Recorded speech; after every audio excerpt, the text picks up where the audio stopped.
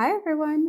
Welcome to the seventh or eighth, I've lost count, podcast of the Untethered Mind. And today with us, like every other time, we have amazing people. But this is a face that you've never seen before, but have heard a lot about. A face that has worn a hijab, or like a face hijab for so long. And this is this is like the first podcast we're doing together without the face hijab. And when I first met this person, I was sitting in an auditorium, and this person just comes and says hi to me, and I'm like, hi, do we know each other? And then she's like, oh, it's Haram Doodles, and I'm like, oh my god, it's you. So we met in person at Celebrating Dissent after never having even exchanged numbers because, Oh, we were like, we don't know each other, man.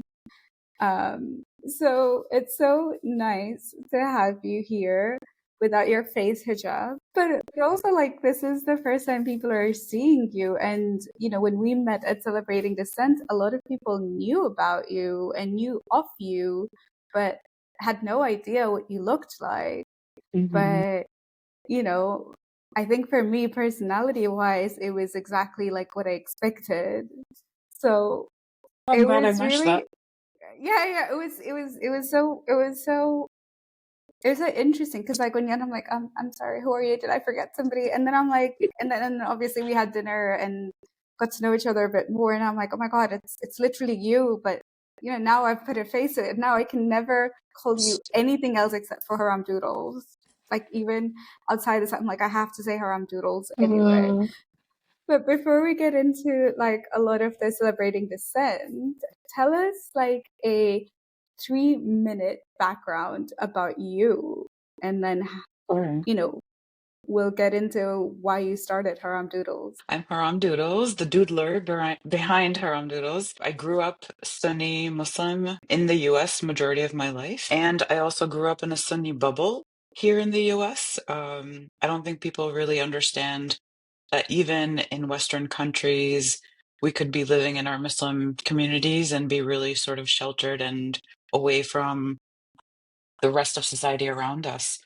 And so, yeah, families from India and Pakistan. And so, I kind of related to the Desi sort of mindset as well. And also, so growing up Desi and Muslim was really interesting because we were sort of a little bit further away from like the Arab experience of being Muslim or the Southeast Asian or the African. Like there's a lot of different experiences of being ex-Muslim or Muslim actually at this point. And growing up in the US, really, I think I was grateful to be growing up around a lot of different people and a lot of different sort of diversities.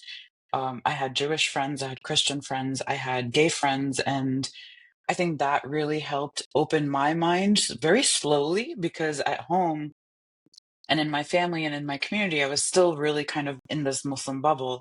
But being in a public school really helped open my brain up to that there are other people out there and that they're not going to go to hell just because it says so in our doctrine and the things that we grew up with and the values that we grew up with that are very much around Islam. And I think towards college time is really when I started taking a lot of sort of my college work and university work has been in sort of a like a mix of feminism, sociology, religion. I studied sort of a multitude of these sort of topics that really kind of came together finally for me after years and years of going through agnosticism and then finally coming towards atheism, where I really couldn't find any more rationale about the existence of this like higher power.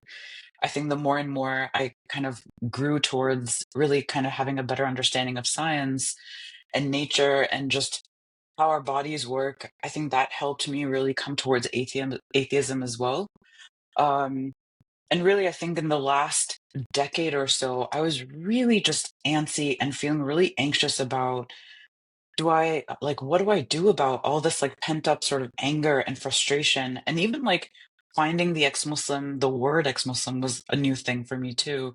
I've never really identified or my partner and I had never really identified as ex Muslims before. We were really just atheists. And so I think that was really interesting, was like finally understanding that, oh yeah, like when you actually like sort of leave Islam behind, you end up becoming an ex-Muslim, and that just like clicked. I think I started to look online, do a little research. I found your content, Zara. I found Mariam. I found Infidel Noodle. I found suddenly like a bunch of women that were speaking about all this too. And I think that's what made me feel like I suddenly belonged and had a sense of self and had a sense of like, okay, yeah, there's other people out there that are going through very similar things as I am as a woman. And even though in my childhood I got yelled at for drawing because I was told that like I would be punished and Allah would make me like put life back into my drawings. And so that scared the living daylights out of me. Because I was like, oh shit, I don't want Allah to do that. So I gotta stop drawing. So I think I really just gave up on all of my artistic skills that I was really developing as a kid. Uh, Fast forward to like pandemic time, I think that's when I really suddenly it dawned on me while I was just sitting there making these like doodles, literally doodling on a notepad, going, you know what? Let me just try this and see what happens. And it like March 2022, I started Haram Doodles. And since then, I like, it's insane to me that there's like over 8,000 followers on Instagram. So I think that's just a testament to people really kind of seeing a sense of belonging in them too. I was going to say you're an atheist because obviously you weren't the right Muslim, like it's the shares that are there. Right? But also, when you talked about, not being allowed to draw, it Yeah. reminded me that in school, like, so I studied in an Islamic school, and it was from my community, so it was Shia based, but there were a lot of not a lot of non-Muslims. There were a lot of Sunnis as well, Mhm. obviously because there are more Sunnis than Shias anyway, in Tanzania, and there were some non-Muslims as well. But after the age of 4, we were then only a girl. Sorry, not age of 4, class grade 4. We were only a girls' school because that's Mhm. when you become baligh and etc. But it was a very Sunni mindset on the whole drawing part because I had never heard about it. My parents had never told me about Mm. not drawing. So it was really Okay. interesting that I'd heard it from school where, where we had arts and crafts. And then you're like, oh, you can't draw a face because only God is allowed to depict a face.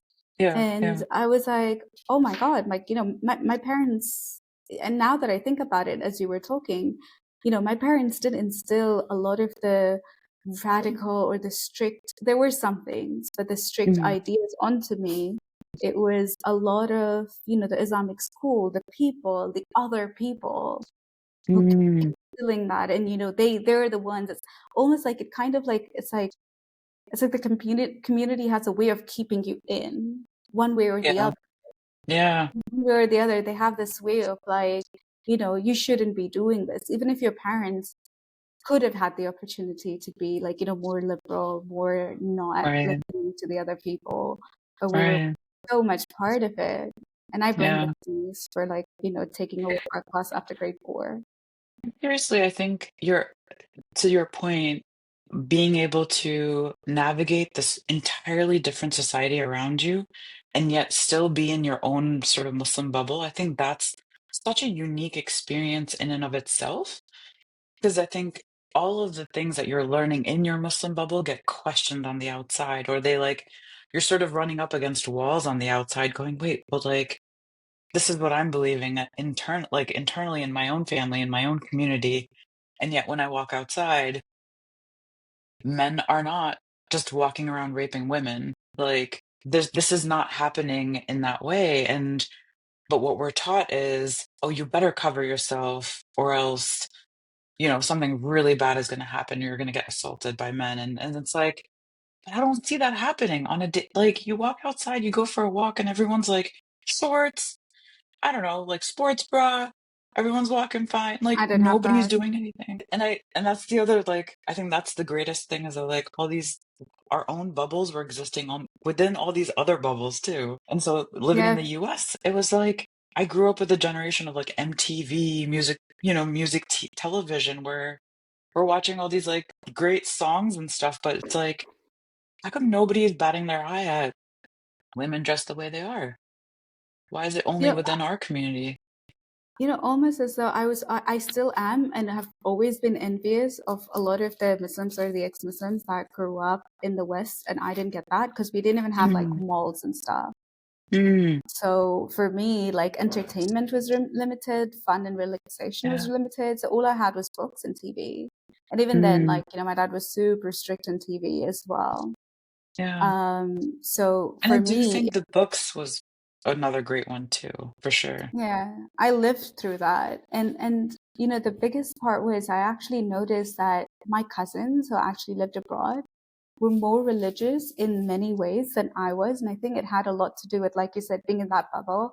Now that Yeah. you're in the haram world, you're like literally Yeah. like, let's save our kids from that. And then I see our upbringing and our parents have the most, like, all me and my siblings, like, we're all Hmm. like rebellious in our own ways. They're still Muslims, but we're all like challenging different things. And Yeah. our cousins are the ones getting married at like 21, 23, and we're like, yeah, no. So it's Yeah. almost And like all of that happened too. Yeah. It was the same thing here too. The only difference I think with US and maybe Western societies is I think when our parents move here as immigrants, they have this sense of like they're going to lose their culture, they're going to lose their religion because they're in sort of a foreign country. And so I saw my parents and I saw a lot of family members, a lot of Muslim community members really doubling down on their religion and doubling down on what they believed. And suddenly, like things that we were doing back home in India and Pakistan, a lot of those things suddenly became like, oh no, that's bid'ah. Oh no, that's haram. That's like straight up like just nope, you can't even do any of this anymore. And so that was interesting too, is that like we suddenly started to experience a very different Islam here in the US. And definitely not the one that we were used to back home in India or Pakistan. So or even in the Middle East for that matter, actually. So I I grew up think in there the were a Middle lot. East for a little bit. I was gonna say I think I met a lot of Middle Eastern who were more modern than I was, like with the hijab part, Yeah. and I was like, Pakistani Muslims don't wear as like are not all hijabis, or like Right. Iranians hate hijab, or they hate their religion. It Right. was such. I was like the 16-year-old who had been living in her bubble, and then I go outside and I'm like, oh my God, like the world is so much Yeah. bigger than what I was raised with. Right. And then it Right. made me realize that all my cousins who went abroad, I'm like, your parents were keeping an eye on you. My parents were like, Mhm. I mean, they were cool in some ways. So they were like, oh, it's your birthday. You have like we have maids and drivers. And they're like, go out with your friends. Here's some money. Like treat them all for dinner. And I mean, I never had sleepovers like no Yeah, Muslim female of child ever course. does anywhere. Yep, of But course. I had a lot of leeway as compared to my other friends. I mean, I didn't have, malls or, Mhm. word would get around if you were ever even talking to a boy. And my friends would get like, Instantly.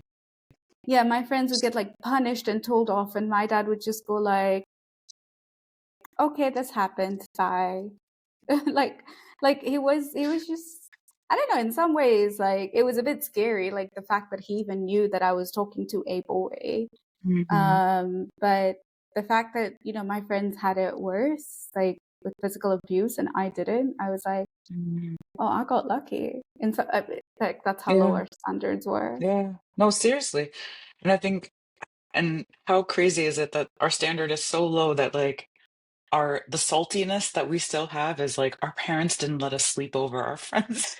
Like there's a lot of other saltiness that happens, but that's like That one thing that I'm always, that childhood experience was taken from us, which is like a lot of actually ex-religious women talk about it as well. So mhm, when you think about it, like there was a lot of correlation with like keeping our purity, or like, right, safeguarding us from this bad world.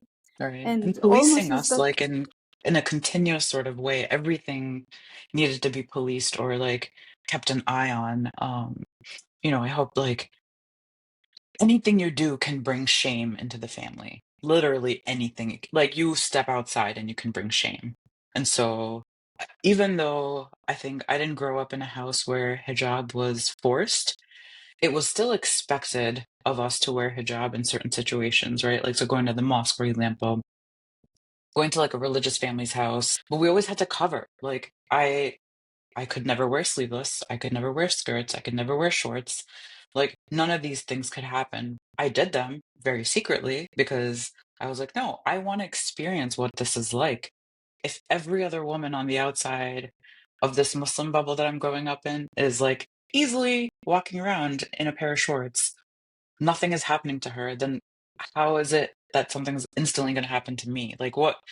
Also, it's like, it's a weird thing. Like, what is so special about me that it's going to make happen to me and not that random person that's walking outside? So It's I think just that too. it's just crazy because you just want us to be a whore. I mean, Yeah, showing your hair. basically. Yeah, Right. that's why you left Islam, right? To wear shorts. And I whore, feel like whore if around. people, yeah, exactly. I feel like if people did not understand our dynamic, they would probably think I'm like a horrible human being right now. We are. It We're is, very horrible. We're blasphemous women. but it is really interesting. Like when you reflect back on these things, and think about how yes, when Muslims say this is why you left Islam, and I'm like, yes, exactly, yes. Yeah. You know what? I'm going to give you the satisfaction because you know what? Those were little things of my human experience that were taken away from me for Yeah. no apparent reason when every other person was living a normal life. Right. And even I think like the moment that I think I hit puberty is when I was suddenly told to like stop drawing, and it became a lot more sort of controlling around that time. And I think that's sort of our parents, my period was like a signal to my parents to like, okay, she can get married, anything gonna happen to her. So it's like, it's almost like my parents' like fear went up. And so their fear was like translated into controlling literally everything. And I think a lot of Muslim women experience that growing up is that like, um, So when I got my period and I told, like, I was in school and I told my friend about it, and then I came home and then I told my mom about it, and my dad went around calling his mom and his sisters. It's like, my daughter is a woman now. And I'm like, this is meant to be something so private. Like, what does that mean? And I was so annoyed. And then, they gave like mithai to people. And I'm like, hello, yeah, yes, like, what is this? yeah. And it was It it was was like this just auspicious occasion suddenly that like she's suddenly, she's of age, and you can literally, and I think that's also the moment when I started to hear a lot more conversation about me getting married eventually. I don't think I ever like heard, you know what I mean? I heard about other people and maybe like the elder like siblings and cousins and stuff, but never really about me. And so I think puberty was definitely that switch. And it it's was a really it's a painful to let go of something that I really enjoyed, which was drawing and doodling. Suddenly, like all of my paper and pencils, everything got thrown out. tell me more about that, the paper and pencils Yeah, being thrown out because you yeah. were on your like what was that, like what was this conversation, or what did that week look like? Yeah, and I don't think it was like the sudden like period and like throw all your papers out. I think it was like the sort of gradual change of, okay, you are grown up now. Like drawing is not something you do as a grown up. So that was message one. And then message two was whatever you're drawing, you're gonna have to breathe life into it. Allah's gonna ask you to do that when you die. And so how do you think you're gonna do that? And how dare you compete with Allah? And I get it. 7th century, if someone was creating these drawings, I get it. At that time, there was probably some sense of like, oh shit, like someone's gonna start worshiping this. But I don't think we live in that world anymore. But I also feel like that was not what happened during the time of Muhammad, like just with my limited Probably. knowledge, because people Yeah. drew a lot. People didn't know how Right. to read and write. So the only way Right. they could even express any kind of there was music. There were a lot of Right. this. There was, just looking at Islam's, like, strictness, or even Hmm. the apostasy laws being enacted more now than they did, like, let's say 15, Yeah. 20 years ago, or even like three centuries ago. It's Hmm. almost like um it's almost like every step is becoming more and more to keep us in line, because they know that Yeah. there's an avalanche of like people leaving, right? There's an avalanche of people dissenting as well. Right. I think for me, it wasn't, for my parents, I think it wasn't that people were leaving. I think it was the fact that we were already living within sort of like the society of heretics around us that weren't Muslim.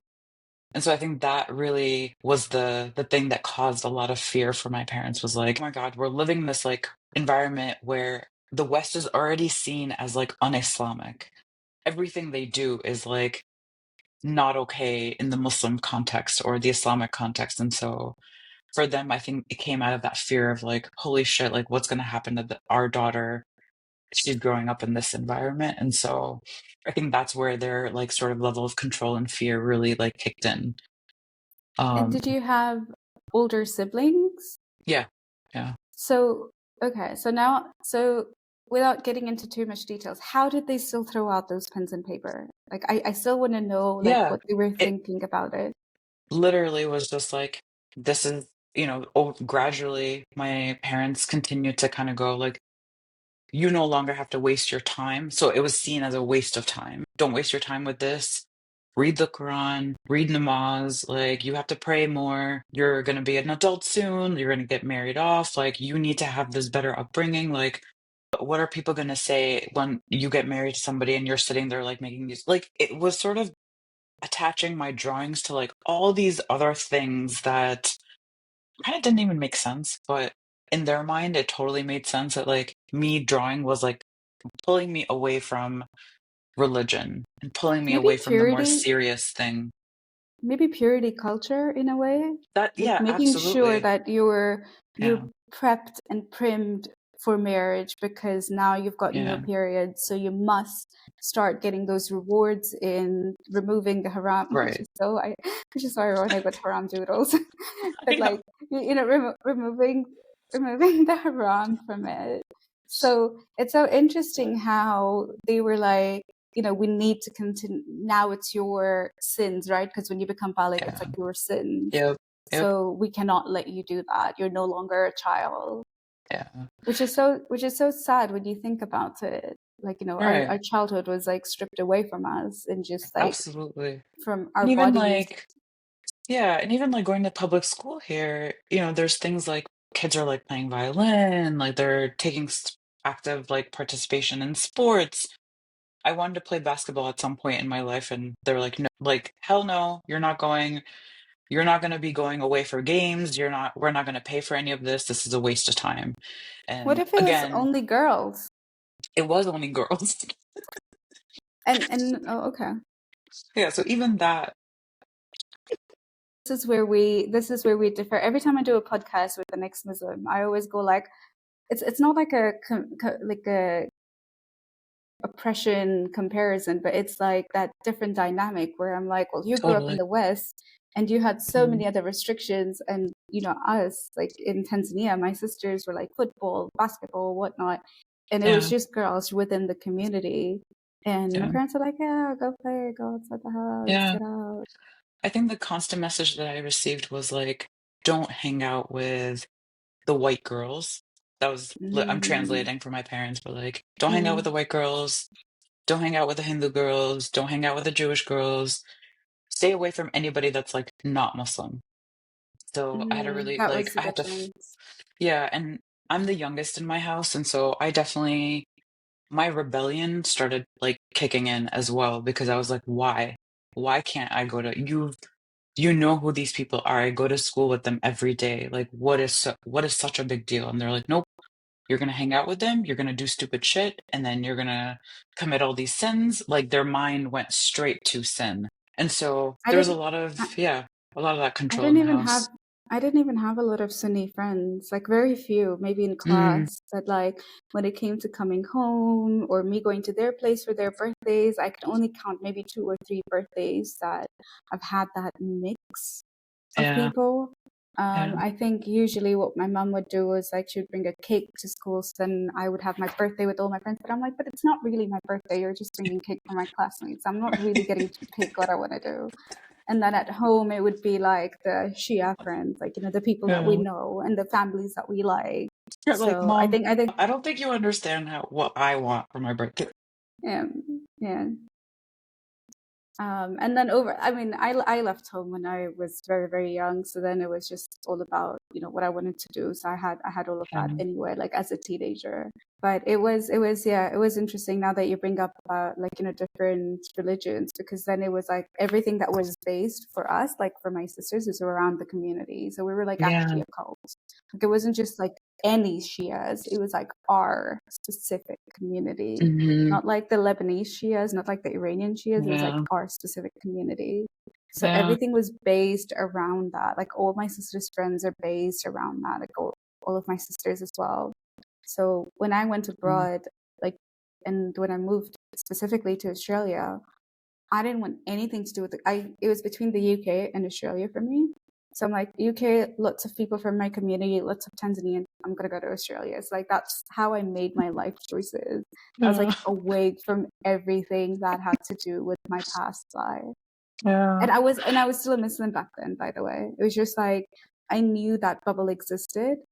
And it was through books that I actually like at a very young age where I was like, I need to leave Yeah. because this cannot be my life. The world cannot be Tanzania.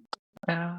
I think you saying books actually brought up a memory of me sitting in the school library and checking out as many books as I could, because I think that was sort of my way of exploring the American culture without having to, or without having permission to actually explore the culture. And so reading books was like my way of going, okay, like how do I understand this other life that's around me, but I don't really get to participate in? And really kind of having books, friends, TV, like a lot of the stuff that I could have been in my bubble, but I was still at least in proximity or had some level of access to these other things that did really help me along the way and how I ended up here. But I think that's what killed me too, is that like there's so many of us, especially like I just think about the women who don't have access to any of this, right? They don't have access to the books, they don't have access to the people.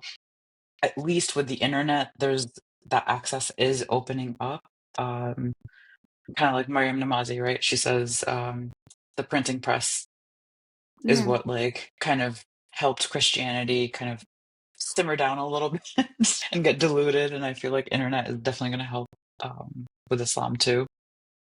Yeah, definitely. But it's also going the other way as well, if Yeah, you think about it, right? Like a lot yeah, of the Muslim preachers or a lot of the Muslim camps are now going right, towards how do we modernize Islam without modernizing Islam? right, Or right. like how do How we do we talk use all about, these tools? or how do we use words like toxic masculinity and feminism in Islam when Yeah, we really know that there is no way you're twisting this around? You're going to make feminists sound like the bad people when it right, comes to Islam, or feminists are the bad people because all we want to do is show our hair, right? right, exactly. And then, You- we want to like fuck around. We want to like that's the only reason why we want to leave Islam. I Apparently, saw it this. has nothing to do with Islam. No, it doesn't. I was like, no, well, we were all just so wrong. I saw this Instagram reel where, this father comes to his two daughters and he's like yelling at the two daughters and he's like, why aren't you wearing your hijab? Blah, blah, blah, blah, blah, blah. And then it's like, and then he's like, this is not how you teach your daughters to wear hijab. And it's the same reel, right? And then Mm, he goes in and he's like, Allah has asked of you, and he tells them nicely, etc., etc., etc. These are girls. These aren't even like they were not 10. They were not 10 at all. It was like mm, maybe a 5-year old and maybe a 7, 8-year old or a 9-year old max. mm, And I didn't even read all the comments, but then I saw his pinned comment. He's like, "There's the feminist propaganda," and that's where I stopped. Because surely somebody wwent like, aren't they too um, young to wear hijab? Because these are like right, kids. These are like, right, they were like 4 or 5. And I was like, so this is how, they were like, this is how we can modernize Islam by making things XYZ. And then we blame the progressive movements for like opposing us when they right. bring We any silence rational them. art. Yeah. Because there's the propaganda that everybody hates Muslims. So they're like actively out there against us. which brings us to how you got here. Actually, like literally here on this podcast. So, Celebrating Dissent was one of the, can I say, the first conference that you attended without your face hijab. I can't call it anything else. But without your face hijab, I'm so rude and mean. But Celebrating Dissent was the first conference that you attended, and prior to that, you lived a very, and still kind of, like, you lived a very like sheltered life, even as an ex-Muslim as well. And a lot of people would still, you know, everybody knew Haram Doodles in that conference, but people even outside still know, relate, see your doodles, and even if they don't know who made them, they're just so relatable. They're just so, you know, it's like speaking every woman's story or speaking every ex-Muslim story in one way or the other. Even when you do a lot of the Sunni stuff, you know, Shias feel a bit left out. But it does speak a lot of people's stories. And, you know, like you said, you started in March 2022. And then you come to this conference and now you've met people in person. What was that like? Like, you know, this is like your first like hijab off conference. I was really anxious the whole time. I didn't know what to expect. You know, I think there's a lot of fear in even being in a space where you just don't know it. A lot of people, you've obviously like talking to you online or talking to you in like DMs, you know, that was fine. But I think when you actually like, it was sort of a moment of, holy shit, this is actually happening. Like, this is for real now. I think before that, it was kind of me just going, all right, like, I don't need to like be in front of anybody. And I still to this day, like, even now, post conference, I still don't feel the need that like my face needs to be the face of Haram Doodles. I think I want my doodles to just speak for themselves. It's not about, I never went into this really wanting it to be about me or my face. It was me about like, I wanted content that I wish I would have seen even in through my journey. And really, that's how I started to really kind of think through, okay, like, what are these similar experiences that we're all going through? What are these similar questions that we're all asking? Um, and really, I think jumping into the ex-Muslim subreddit helped me understand that like there's just so many of us that are thinking and asking and talking about such similar things that I'm fairly certain if I made this, it would resonate with other people. And I think that's continue to like what I hear from ex-Muslims that reach out to me. Like the other day, a few days ago, actually, somebody reached out and just said, like, scrolling through your posts makes me feel less alone. And I was like, that just brings me so much joy to hear because that's exactly what I would have wanted for me and that part of my journey too. And then I guess, what was it like removing? Okay, so I have to tell you guys how the mask came off. It's really, it's epic actually. So my friend Mimsy was meant to chair the panel that Haram Doodles was Hi, on, and Mimsy. then I hope she watches it. She's now very busy, but she was meant to chair, and then the night before, I was told you were chairing this because Mimsy couldn't make it, and I'm like, what? Like, what's happening? I did not prepare for this. This was not what I signed up for, guys. Like, I just want to sleep. I just came out from work and etc. So I was working that entire weekend. So I sit there and I have this group of ladies. So it was four or five ladies, and it was about art and blasphemy. I can't even remember the title. That's how bad I was. It was like, and it was a first panel as well, right? So Creativity and humor. yeah, creativity and humor, yes. And I sit there and I'm like, all right, okay, cool, Sarah, keep your chill. And then I introduce everybody. And then Haram Doodles, she's like, you know, she takes off her mask and she's like, fuck this shit. And then I pick it up and I'm like, wait, I was so taken back. I was so happy and excited. And I was like, I was so taken back because I'm like, I mean, I've seen your face outside the stage, but I was like, oh my God, everybody else is seeing this as well. So I'm just going to pick up the mask. Because I obviously had to improvise. I always had to improvise doing that. And I was like, my Google Home is just telling me to take away the dog's food. But anyway, so I had to improvise and I'm like, okay, I'm just going to pick up the mask now. but literally, that's how she came out, or that's how you came out. So I wanted to know, like, what led you to do that? Because, you know, you could have been with the mask, right? Yeah. and other people had seen you, and everybody was very cautious. Like I was very cautious about anybody posting your story as well as the MC. But it required, and you were very scared attending that event as well. So what was that like? I want to know what happened in that like night, overnight, or like, or whenever you decided. Maybe it was the morning, or literally while you were sitting there, It because I'm was sure. Okay, it was tell me more literally about that. it was 5 minutes before we were gonna go on stage for that first panel. And that was also like nerve-wracking, right? Like it was the first session of this entire conference. And sitting there, we were watching a few of the documentaries that were playing right before it, and just hearing women, especially speaking about their experience with Islam or just being an ex-Muslim. Like I was honestly like tears were rolling down my face before I went on, and I just sat there and I whispered to my partner. I was like, "Hey, I'm just gonna go on and I'm gonna take my mask off, and I can't do this anymore." It's really just killing me on the inside that there are so many of us that have this experience, and I think the more and more like bold we become about it, the more people actually want to listen to. I mean, yes, we can sort of be passive about it in certain ways, and I can still continue to be passive, right? Like I'm still gonna doodle, I'm still gonna post my doodles. It's not about my face. And in that moment, I felt like I really wanted to just say fuck this because I was so done with being scared. I honestly had that moment of like, I'm just done.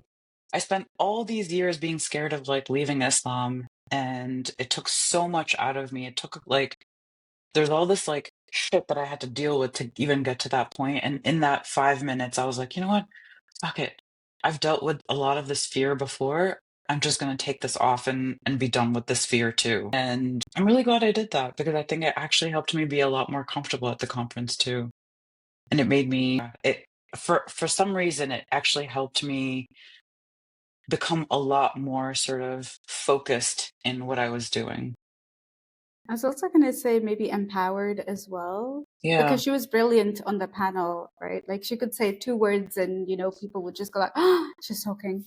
But I also feel like there was, I remember us talking about it ages ago, and I'm like, I wish I had never shown my face, or like I put in the thoughts into like, like what are the consequences? Because when I first did my Mm, podcast, it wasn't like, yes, I talked about me, but it had a lot to do with growing up with my like my specific community. And mm, then I didn't think about what would come of it. I really didn't. So yeah. once it was out there, it was out there. And then I'm like, do I regret it? And I didn't. I didn't. Every time. Like Mm, I know like, I'm very public about it. But also, and my family don't live in the safest country as well. I remember us having this conversation, and I'm like, sometimes I wish I'd thought about it. And then I'm like, I still don't regret it because it gave me so much, whether or not I do anything with it, I empowered other people as well. mm, Even your drawings, whether or not there was a face to it, it empowered other yeah. people. It made them feel validated. I cannot tell you how popular in a bad way I was in my community, to the point that I had madrasa girls who were like 12, 13 message me on Instagram saying, my mom tried forcing me to pray, so I told her if she does it again, I'm going to tell Zara about it. I was the boogeyman. I was the boogeyman that the parents did not want to know what was happening. The boogie woman. They would, yeah, boogie women, yeah. I was that person where, the girls would go like, yeah, people talked about you in madrasa, I was defending you, and everybody was mean to me. And I'm like, I'm so sorry, but don't defend me. I'm good. Let them talk about, Oh, chime in, talk shit about me. It might keep me safe. So yeah. I didn't realize the impact it was having on those young girls' minds, because all we did was dare to do something different, right? And stood up for it. And that empowerment that came with it, where other people could see us from it. And I still understand why people have to wear masks, right? I still Um, understand that people still need to care about their safety, and this is one way to do it. I mean, COVID helped with um, that, normalize it, because right. I don't know how people were doing it before.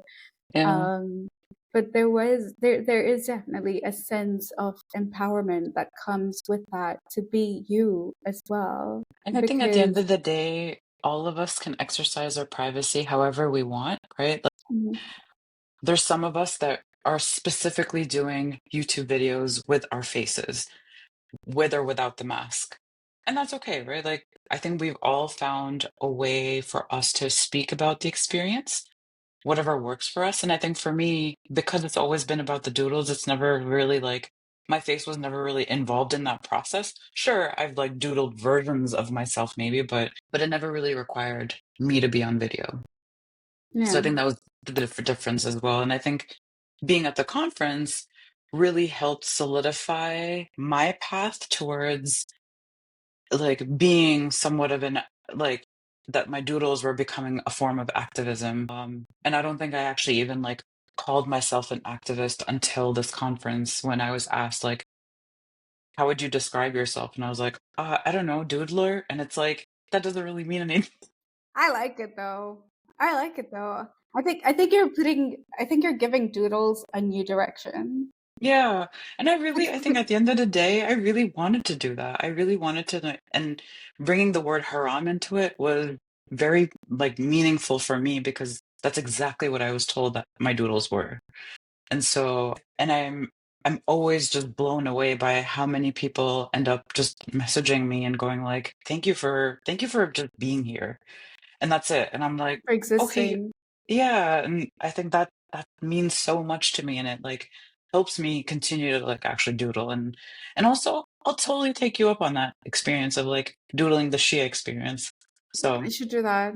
The yeah, Yao Saints, whenever it's Ashura, it's great.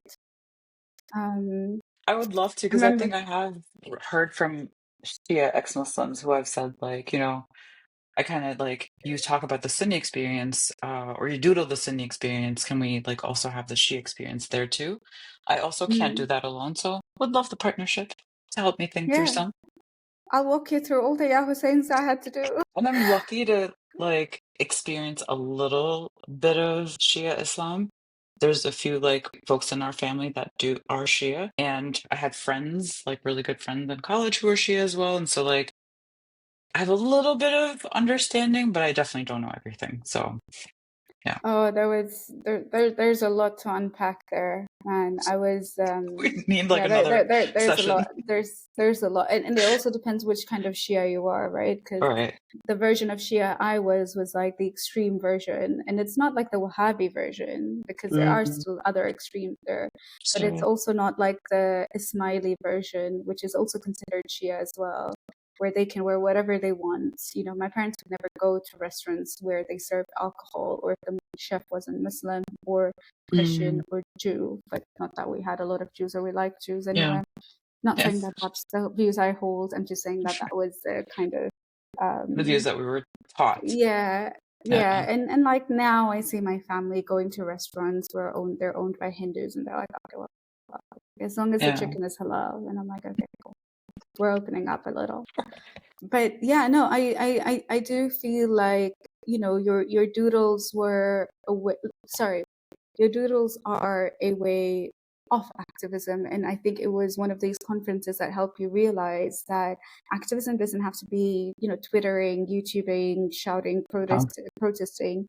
There's so many different ways, and you met a lot of artists as well who were, you know, they had stories. Like, it wasn't just the yeah. music, it wasn't just the body painting. There was like a lot of stories like yours that led them to do it in this form, because it's a Mm, form that is so I think underspoken about, but so impactful as well. Like the films we watched, right? yeah, That's a form of yeah. art that you would never think that, you know, that Right, was, you know, activism. And then you see it and you're like, oh my God, this was an act of resistance, right. as are And I your think doodles. seeing those few documentaries right before I was going to go up really did push me to just take my hijab or face hijab, take my face hijab off, and I like how you're never going to forget that word. Never. I've embedded it. yeah, I feel so proud.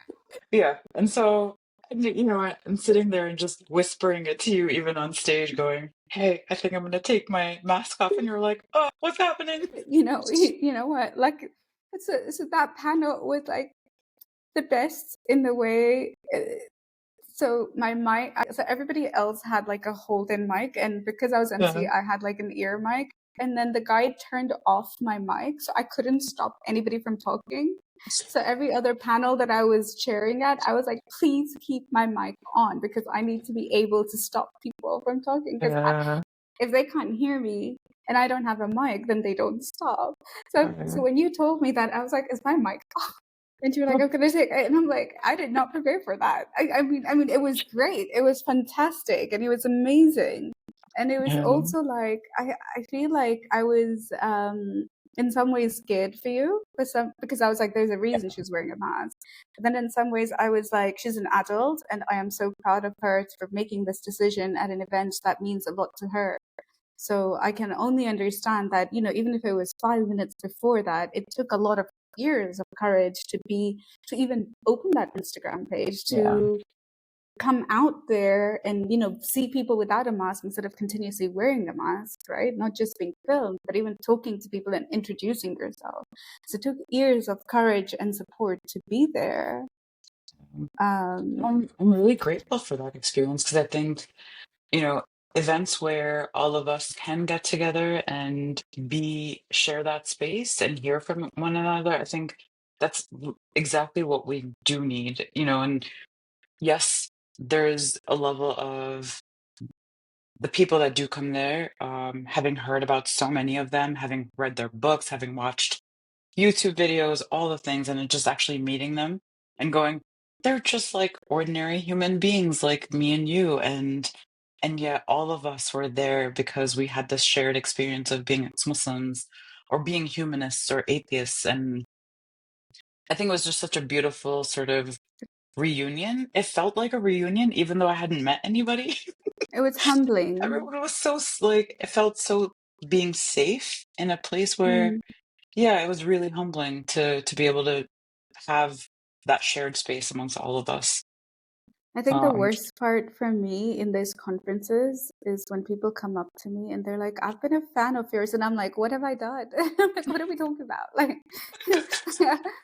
like, is it the emceeing part? Because I think I did that really great. Like, I was, whenever people go like, I've been a fan of yours, or, when I do the mental health program, they're like, I've heard you. And I'm like, it's so weird being in that yeah, position. And I'm like, dude, like me and you have no differences. If like, I might be public, but we're like right. the same. And when you put me here, you're you're assigning me this role that I did not ask for and I do not want. Because to me it's just like a religious mind. I know it comes from like a good, like um good intention, because I also told you I was like, I'm fangirling right now when I met you.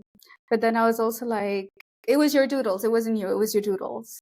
Just gonna clarify that. Yeah, But then for me, it was also, and we often have this in the ex-Muslim community, right? Like when they go like ex-Muslim figureheads, and I'm like, no, guys, the whole point of leaving yeah, Islam was that we can think for ourselves. Some of us dare to speak, some of us dare to yeah, draw, some of us dare to protest.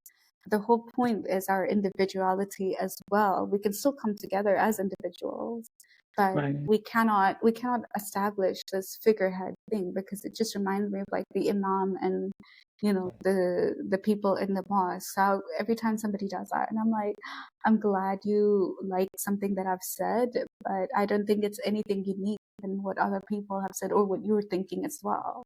Yeah, I'm yeah, just I'm just doing that because I'm bored of my life. I mean, I have yeah. lots, but I'm not really bored. So it's just I don't have a better excuse. I think the other thing too is that like there's something to be said about being able to see and hear someone speak, and then also having this sort of passive way of consuming content. And for a lot of us ex-Muslims that are especially like closeted ex-Muslims, I think we have to be a little more careful. And so like I think that's where this sort of doodles came up, was like it was passive. Anyone can like open up Instagram and take a look at it. And it didn't need audio, didn't need video, didn't need any of it, but it just required somebody to actually put these thoughts together and in a way that made sense, and in a way that also draws on this like the sort of childlike look to them that I think I'm drawing from my own childhood of like never actually Like my experience of drawing is like still at eighth, like 8-year-old level. It was the And it so was the vagina. It was the vagina bleeding that caused all of this.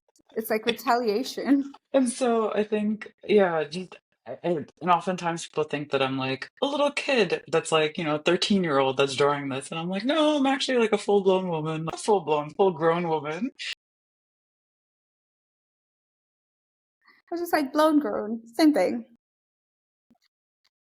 But I think that, and honestly, people coming up to me and being like, I love your doodle. I'm such a huge fan. And I'm like, thanks. Like, I have to learn to, like, I think we also have to learn to just take that appreciation and just say thank you in that moment and go, even though it feels odd about, like, to even hear something like that. Because I think at the end of the day, we're purposefully doing something. And if it's helping somebody Yeah. else, the least we can do is go, you know what? Fuck yeah, that's helping somebody. That's great. That's probably what I would have wanted to. So Yeah, I think I've been to so many of this conference that every time I hear that and I'm like, tell me more about you. Now that you know everything about yeah, me, tell me more about yeah. you. Let's talk about you. Let's make this about you. Which is what we were doing when we went for dinner the other time. And Yes. I'm like, so tell me everything about you. Is your hair actually curly? I don't believe your hair is curly. I swear, this woman has made up her hair. Yeah, I spend 5 hours doing my hair every day to make it look like it. No, I'm joking. It's my hair. No, we had like an hour long, and every time we see each other, we're like, "This is not your real hair." I refuse to believe that's your real hair. But yeah, Oh, it like I've been to so many of these conferences that like I'm just so tired of like talking about me, and I'm like, "No, tell me more about you, ground me," because I feel like I know so little about the world every time I meet new people, and it could be from people in the audience, sorry, people at the front of the stage to the audience, and then I meet some really interesting people. I'm like, oh my God, like you're amazing. I'm like, so you, and I'm like, I'm just in awe of a lot of not just ex-Muslims, but a lot of people who even just come and support. And I'm like, so how did you hear about this? yeah, And it's always just really nice to kind of, so now I just don't even talk about like, whenever I do the conferences or like whenever I do podcasts or when people go like, oh, we want to do a podcast about you. And I'm like, I really don't want to talk about me. Can we do something else? Can we talk about something else? That's why this podcast is really fun because I feel like while I can still talk about me, it's in the context of your experience as well. It's in the context of like this parallel worlds, which I really like this, like when I'm not interviewing therapists or when I'm not interviewing ex-Muslims who are also therapists and just interviewing ex-Muslims, it's like living in this parallel world because we were so different and then there was so much overlap as well. So yeah, every time I go yeah. to these conferences, I meet people and I'm like, oh my God, you're interesting. Tell me more. Um, Um, I but how definitely did felt the it, same way about yeah, I you. was going to say, I was like, but how did it feel like for you when, you know, you were, you talked about the empowerment and people who were like you, having the same purpose and the mission, but, this was your first time getting there. But how did it feel like when it came to the community aspect of it? Because there were people who weren't ex-Muslims there, and there were people who were supportive, and there were people who were in panels who were still, talking about, supporting ex-Muslims and, Muslim women and empowerment yeah. as well. So how did the community aspect of like, being around this conference feel like? Yeah, I think that was probably the best part was like there's so much connection between among all of us. Even if someone wasn't ex-Muslim or wasn't representing an ex-Muslim organization, just the fact that they were there in support of ex-Muslims, I think really made a lot of difference to know that there were others on the outside of our even our own ex-Muslim bubbles that really did care about us having our own sort of freedom of Islam, freedom from Islam, and freedom of like just expression and speech, and like the fact that there are other organizations that really did believe that so wholeheartedly that they are also in our space and sponsoring and like also like help supporting this event. So I think there was like this sort of wider community feel. It was the ex-Muslim community, absolutely, and I think that was really special And especially for my partner and I, both of us are ex-Muslims.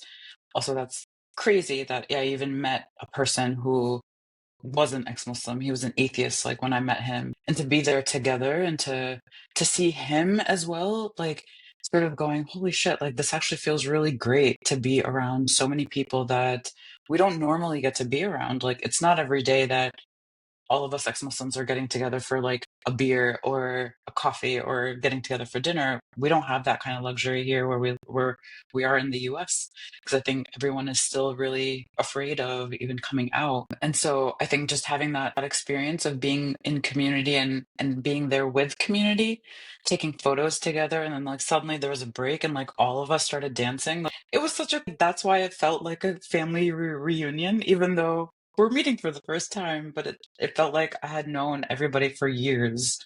And I think that was really special for me, being able to yeah, feel like I belong somewhere. And I hadn't had felt that for years and years and years. So Especially after coming from like Muslim communities where mosques were the yeah, way that you would connect. And then when right, you leave and you're in this space where you're like, so who are my mates now? Apart right. from my friends, which, what is interesting now is at work, I've met people who, initially, like when they have Muslim names, I'm like, like we're not going to be Yeah, friends. yeah. And then I end up liking them. So one of them I actually asked, so and on a scale of 1 to 10, how religious are you? And she's like -10. And I'm like, perfect, we're gonna be best friends. But like usually that never really happens, right? Because like you have your day job, and like for me who's moved around so much, and then you're in this space where you're like, okay, so who are my people, right? I have my friends who are maybe never Muslims, maybe some of them are Christians, kind of believing. We never really even talk about it. It's not a big part. But then where is that space for me to be around people who understand, even if you're like the fake Muslim or were the fake Right. Muslim because you're Sunni. Um, so, where is that space for us, like, have our mosque Yeah. meetings where, you know, we might be around people we don't agree with. We might be around people who we agree with. Because that is the thing, right? Like many Muslims, like, there are different people who think differently, but we're still all together. And I think that was the difference between these conferences and the other, non-celebrating different or like non-extremism conferences I attend. And it's Mm, always around that, I don't want to say tokenized, but it's always around like I'm the only ex-Muslim, and I'm like I'm so tired of like being that only person, and continuously talking about and then continuously like, just talking about the same thing. I want to be around people where I don't have to sometimes explain a lot, or that we're together in this, or we're having deeper conversations, like we did at dinner on the Friday or Saturday night, one of the nights I was there. yeah. And we were going, we were like, we're still all like, we separated from the bigger group. And then we were like, okay, so let's talk more about all of this. And that's when we talked about your hair. And I think to your point, I think that's exactly like the feeling of solidarity was so strong over time too, right? Like coming into the conference and then by the end of it, I think everyone just felt so comfortable with each other, and it really felt there's a sense of home, which is such a Mm, bizarre thing, but like there was really like a sense of home that, everybody here understood where we were all coming from. We didn't have to be somebody else. We didn't have to be mm. closeted. We didn't have to hide our identities. There's some parts of our identity that we chose to like kind of just withhold. And I think that's still out of, safety and privacy for ourselves, but understandable. But at the end of the day, we could still be ourselves and be vulnerable with each other, and I think that was such a beautiful thing to see and an experience, and I'm so grateful to have had that, and I'm definitely looking forward to the next one. So I was just going to say, so you're coming next year. I don't know when the yeah. next one is. It might be in 2027. Okay. Mariam and I have talked about this, and we're like, maybe 2027. Mm, But yeah, no, it is definitely like really nice, because by the end of it, every time I finish this conference, I'm like, I'm never going again. I'm so tired. It's so exhausting. And then it comes and I'm like, so I'm booking my tickets now. Because it's like for this conference for me was very, very draining as well, because it was like too much yeah, happening. But it was also right. like too much of too many things. I would have liked to maybe sit back and just chill out a little, which is not like me. So I feel like the next conference will Yeah. be the same. But no, I do feel like by the end of it, like even when people were tired, it was also like, you know, when some people went at the airport together, we're like, bye. Yeah. We're leaving. It was so sad. Even though I'm like, I'm gonna see you guys in a month because I'm coming back to the UK. Mm. But it was one of those things where, like you said, it was a reunion as well, right? Yeah. It's like a cousin's wedding where you know all of you haven't met for like 10 years and then you meet and then you have fun and then you're tired as well and then you're going home and you're Yeah. like, thank God that's over. But also, when's the next one? Right. Yeah. It was really special. And I think, just meeting like Rose, meeting Mariam, like Mariam has been someone that I've like literally have been have always dreamed about meeting her because I always like looked up to her in that way. And so just even having that like little moment of holy shit, I'm meeting Mariam Namazi like in my head. And then she like hugs me and she's like, "Oh, you're just like your doodles." And I was like, okay. So it was really sweet to like, and meeting like Secular Spirit, Apostle Aladdin, Ali Rizvi, like all these folks, Khadijah, like I think it was just really special to meet the folks that I had, heard of or read about or read their work or listened to their stuff. Like, yeah, being in that presence of like so many of us really felt Warm. like validating and warm and Mm, there was so much like sort of camaraderie and the sort of connection, even though we are in different parts of the world doing different things. But just this little experience of, not little actually, a huge, massive experience of being ex-Muslim, I think, bringing us together is, I look forward to having more of that for sure.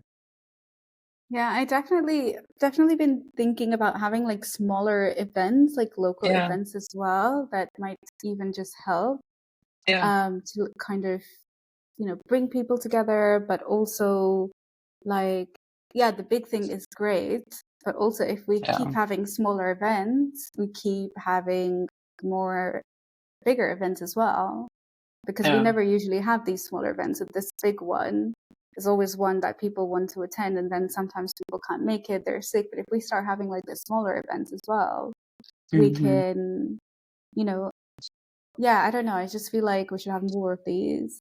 But it's yeah, always such a challenge in most of the Western world to even just, you know, one security is a big thing. Like even when we right, live in safe countries, but also then we have to watch out about so Celebrating Dissent is one of the places where we don't have to watch out about our tone, what right, we're going to say, how right, blasphemous do we want to be, can we be, yeah. etc. And And then there's this other sense events of we like, always say, yeah, sorry, I didn't mean to cut you off. I, no, I no, think there's okay. like this sense of like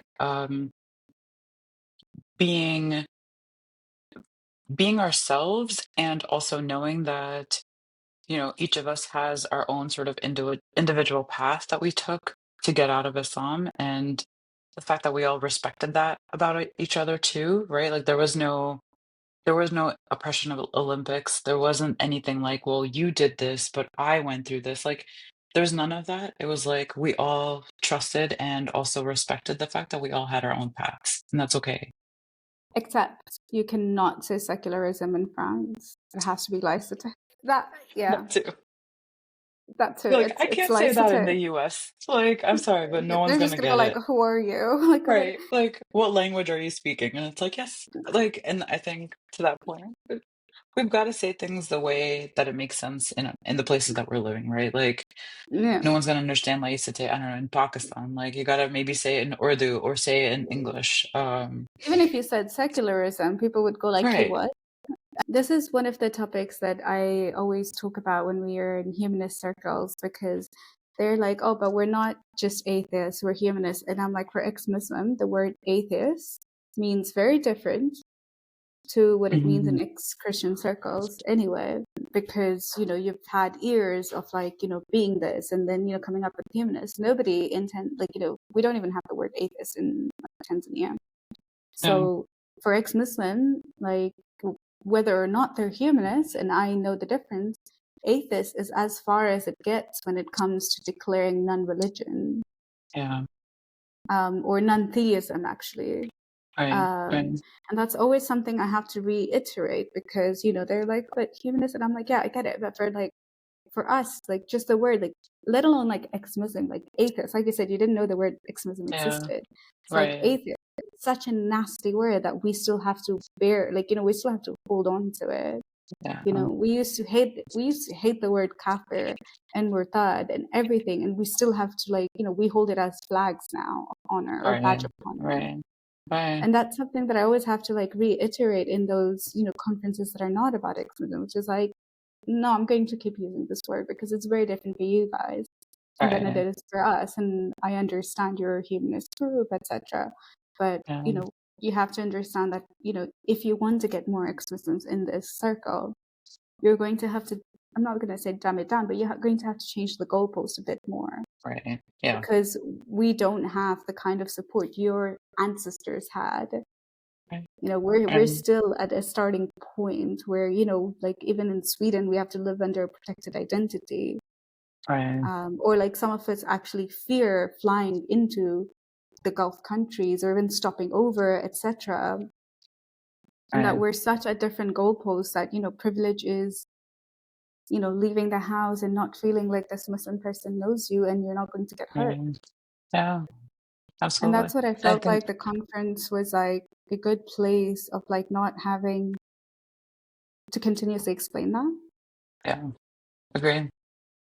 And it just, yeah, we're all kind of there and at once, being able to experience all the things at once and hearing each other at once. Like, it just, yeah, I think that added to having a deeper understanding too of the fact that like we all come from very different paths, and that's okay, and that we can connect on certain levels, and we don't have to connect on every single level. Like, I'm not best friends with everybody that was at the conference. I'm not, but there are certain people that like you that I think there's definitely a deeper connection there.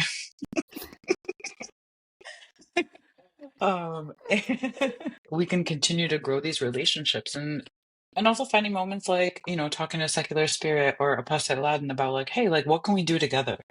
I think that Mm. was really cool too, to Finding find the moments common that, ground as well, yeah. especially, when, like especially like, the known facts is that as ex-Muslims, the only common thing we have is that, like, you were from the wrong Islam and I was from the right Islam. And and we've all left Islam through these different journeys, and Yeah.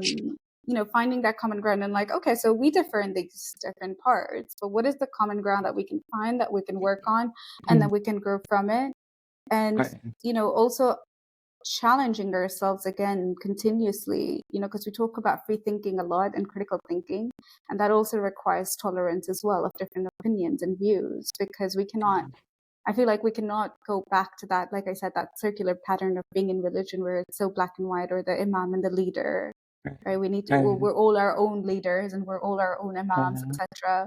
Yeah. But we also need to show a bit more tolerance and grace as well. And I feel like these conferences definitely had people who were very different, had different political views as well, who came Mhm. together, who were like, okay, maybe we won't talk about this, or maybe we don't agree about Yeah. this. Let's talk about Right. something else.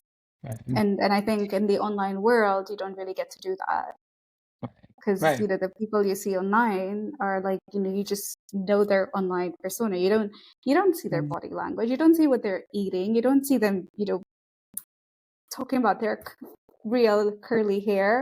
So it We're really gonna die. changes that. It really changes that dynamic that you have when you meet people in person, Yeah. because you humanize even the bad ideas Mm. or the ideas you don't agree with. You humanize them before Mhm. their ideas, and then you're like, okay, you have ideas I don't agree with, which are bad, that I don't like, and that's okay. Right. Right. So I And I think have that, one last question. Sorry, go yeah, on. go for it. No, no, I was just gonna say, I think that helps us understand the perspectives that we all come with too, right? Like, you and I grew up in very different places, had very different experiences, and at the end of the day, there's a lot of us, our experience about being women growing up in Islam and being ex-Muslim, that we come together on, and right, like, and so there's always going to be that level of like shared experience, lived experience that we come together on, and then also experiences that we'll never be able to understand because we never grew up in those shoes. And also going, we can exercise a little bit of empathy and curiosity to find out what that was like. Yeah, except I don't believe you have that curly hair naturally. Except That's that. fake. Fake. Conspiracy. So just as we're coming to it, it is a conspiracy. I swear it's the Jews. You could be Ashkenazi. You look like you're Indian. It could be I the do have Ashkenazi in you. Northern African in my DNA, so I have to believe there's somewhere that curly hair's come from. Could just be a Jewish spy. Just saying. This has been really fun. But Same. as we're coming to the end, I was wondering if there was one powerful moment during that conference that really struck with you and stayed with you the entire, like, throughout. I'm sure there were like multiple different times, but if there was one that you could recall, apart from meeting me, obviously.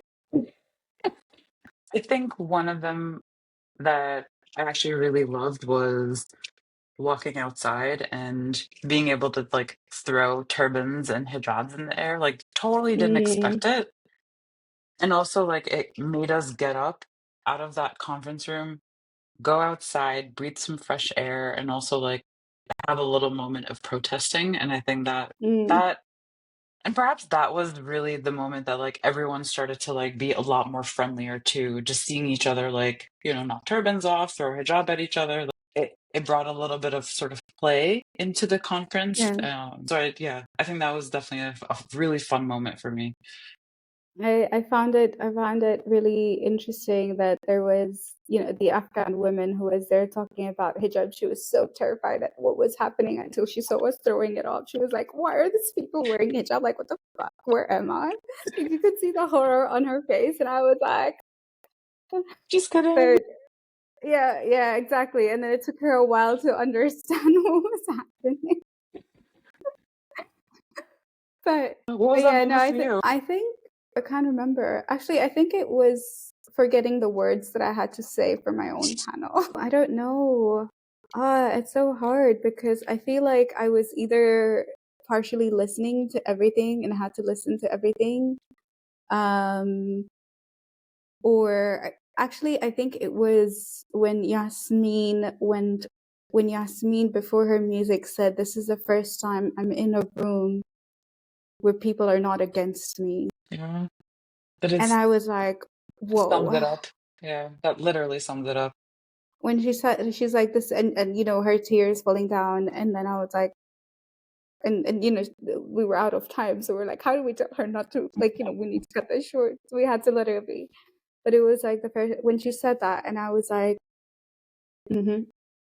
That was the whole point, right? That was the whole point of the conference, right? Where people are not against me. Yeah, yeah, And that was like, oh my God, we're in some ways, like I talk about how privileged I am, or how privileged you are living in the US, or like we didn't yeah. come from these, we weren't raised in the Middle East, or I still have the love of my family, blah blah blah. But I'm like, we're so fucking persecuted in so many other different ways that I forget about it. I just forget Mhm, about that the voice, our voices, are what really, really, really annoy people.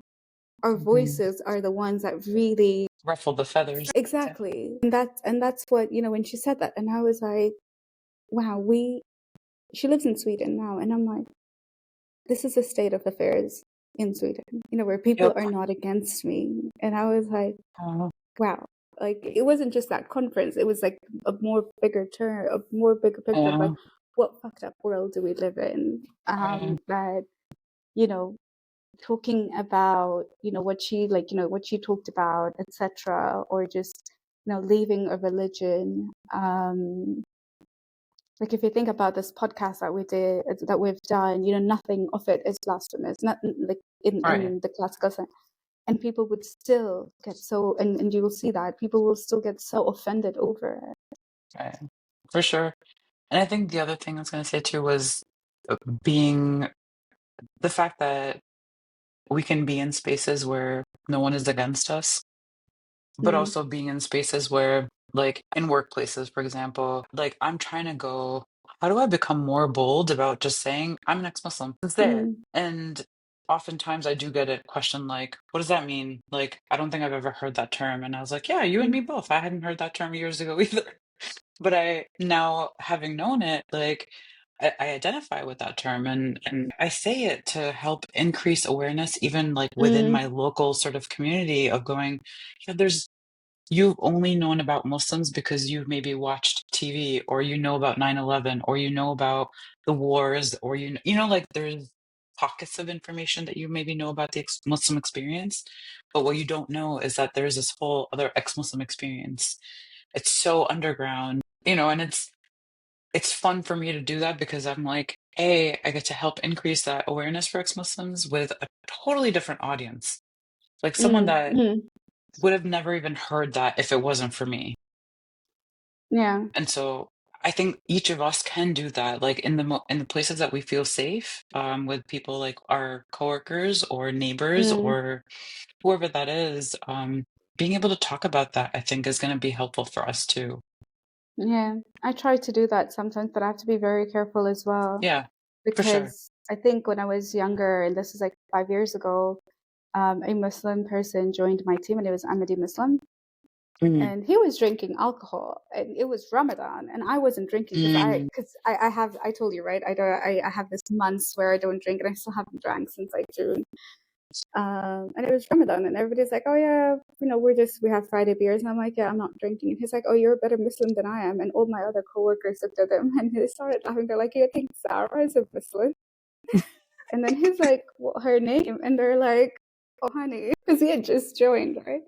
And mm, she's like, she runs a charity that supports people who have left Islam. So these are like my coworkers standing up for me. And this person gets riled up, yeah. mm, And I'm like, what? And he's like, I'm gonna open a charity that does the exact opposite of what you do. And I'm like, oh, you mean like the Dawa charities that already exist? He's like, yeah, I'm gonna keep people from leaving Islam. And I'm like, we're not in competition. Like my goal is not to help people leave. My goal is to make sure that they have help when they leave, mm, if they leave. And I had to get into HR, and I was like, look, like I always keep my activism separately, but I'm allowed to be who I am. And even then, like there were people who emailed my workplace, and I've been gaslit by my workplaces. I mm, mean, in Sweden, it doesn't happen as much. And also, I'm a brown woman who's been arrested. What are they fucking going to do? yeah. So I've always had to be careful because I've had people who've emailed my workplaces. And people would have gone like, but why are you so public? But if you want to work, and this was pre-work from home, and they're like, oh, if you want to work from home, that's completely fine. You feel safe. And I'm like, I'm not going to let people stop me. I'm going to be careful when I get in the office or when I go home. But I'm not going to let people stop me. I can't, like, if I die, fine. And then I just remember crying because this had happened to me. And I'm like, and then I went to my manager, and my manager was like, nobody should have ever had that chat with you. Like my managers were always very protective of me. They were like, nobody should have ever told you that they got an email from somebody else. That is none of your business. Mm, Like, even if it comes from care, nobody should have ever made you feel like you need to make this decision for your safety, because that is. So I've had some good managers who've always like been like, okay, we're gonna put you first. mm, And now I'm senior enough to actually go like, yeah, I have a charity, I do events, do stuff, come from a cult. What are they gonna do? Like if other people can lead their normal lives, if other white Christians can lead their normal lives and have jobs, it shouldn't be a big problem for me to do that. And I it's think at the end of the challenging that a day, lot. yeah, in our organizations in the West, there's a huge push for like ensuring that the work that we're doing, the systems that we're creating are equitable and are just and are inclusive and diverse, right? So when we talk about these things, we should be able to talk about the fact that like not all Muslims show up the same way. A, B, Mm, that there's people that actually have left Islam and they exist too. I think my goal is always just how can I make sure that like maybe one more person knows about what being an ex-Muslim is mm, like, and maybe they'll Google something on their own, sure. But at the end of the day, that's like the more we can actually talk about this in a very normal sort of way with folks that we feel safe with, obviously, without never feeling put yourself. scared as well. Yeah, Without exactly. feeling scared. I mean, for me, Right. like with my name and stuff as well, people just automatically assume I'm like a Muslim, and I'm like, oh no, Yeah. I'm an atheist. Mm, But even like once I had to make a police report because Ali Dawa's and whatnot, and the police, on the she sounded like a young girl, and she was like, it says here you're an ex-Muslim. What has that been like? I've never met an ex-Muslim. That was a police in the UK, and I was like, Yeah. whoa, like, oh my God, girl, Yeah. I should meet for coffee. Yeah. It's gonna be a long But conversation. that was like, wow, like this policewoman has never heard about people like us. And Mm, that's, I mean, it just means that we have to do more, but at the same time, we are doing so much more, enough to have these events as well. right, right. But we are over time by like 30 minutes, Oh, good. but it was so, so much fun. Thank you Same. so much for coming. Thank you And for having me. I'm really glad to be the first one to host you without your face. I'm never gonna forget Yay. that. This is so much fun. Thank you so much. Thanks, Zara. Yeah, thanks for having me and thanks for the opportunity. It was lovely meeting you, and it's always lovely meeting you. Thanks. We'll see each other soon because I'm gonna move you to Yeah, Sweden. I'm coming. I'm booking my tickets. I'll stop the recording.